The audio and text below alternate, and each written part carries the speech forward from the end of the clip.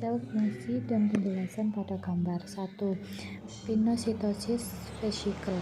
Pinositosis dibagi menjadi beberapa kategori tergantung pada mekanisme molekuler dan nasib molekul yang diinternalisasi. Fungsinya, proses ini terjadi terutama untuk penyerapan tetesan lemak. Dalam endositosis, membran plasma sel memanjang dan melipat di sekitar bahan ekstraseluler yang diinginkan, membentuk kantong yang terjepit sehingga menciptakan vesikel yang terinternalisasi. Yang kedua, lisosom. Lisosom mengandung berbagai enzim, memungkinkan sel memecah berbagai biomolekul yang ditelannya, termasuk peptida, asam nukleat, karbohidrat, dan lipid. Selain mampu memecah polimer, lisosom juga mampu berfungsi dengan organel lain dan mencerna struktur besar atau puing-puing sel melalui kerjasama dengan fagosom. Mereka mampu melakukan autofagi, membersihkan struktur yang rusak. Demikian pula mereka mampu memecah partikel virus atau bakteri dalam fagositosis makrofag. Yang ketiga, Golgi fascicles. Golgi fascicles organ sitoplasma yang terbuat dari vesikula awaribosom yang dipipihkan dan disusun dalam suatu tumpukan, biasanya tebal daripada retikulum endoplasma. Organel ini terdapat hampir di semua sel eukariotik dan banyak dijumpai pada organ tubuh yang melaksanakan fungsi ekskresi, misalnya ginjal.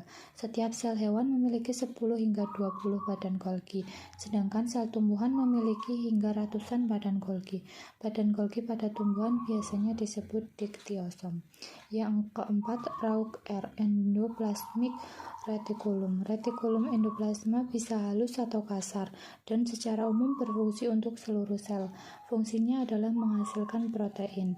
Retikulum mempunyai ribosom, yaitu organel bulat kecil yang fungsinya membuat protein tersebut.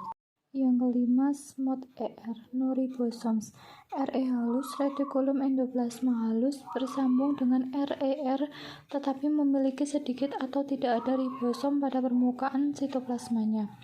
Fungsi SER meliputi sintesis karbohidrat, lipid, dan hormon steroid, detoksifikasi obat-obatan dan racun, dan penyimpanan ion kalsium.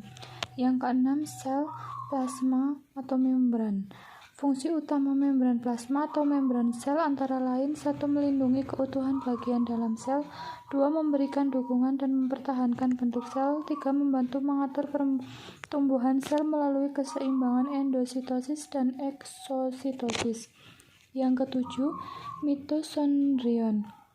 Fungsi yang utama adalah memproduksi energi. Mitokondrion mengubah energi kimia yang terkandung dalam makanan yang kita konsumsi menjadi bentuk energi lain yang mudah digunakan oleh sel tubuh. Proses ini disebut fosforilasi oksidatif. Yang ketujuh, Golgi apparatus.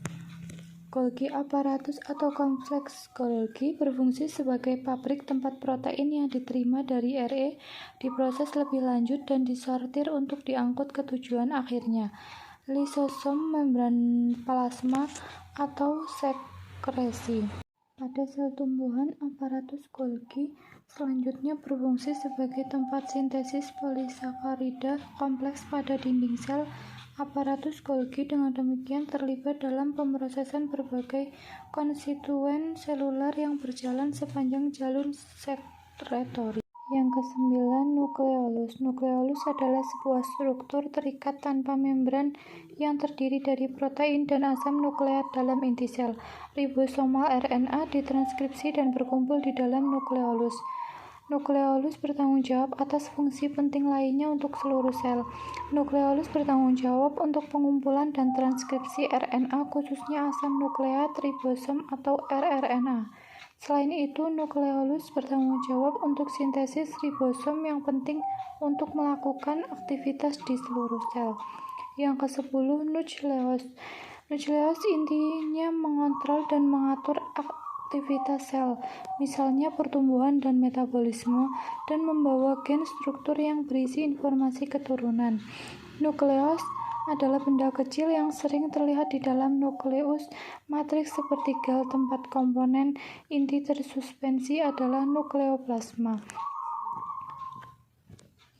Yang ke-11, Sentriol adalah salah satu struktur yang paling dikenal dalam seluruh biologi. 9 mikrotubulus triplet disusun secara elegan menjadi sebuah silinder dengan diameter kira-kira 250 nm dan panjang berkisar antara 150 hingga 500 nm, tergantung pada jenis selnya. Sentriol mengikat mikrotubulus yang memanjang dan mengandung faktor-faktor yang diperlukan untuk membuat lebih banyak tubulus.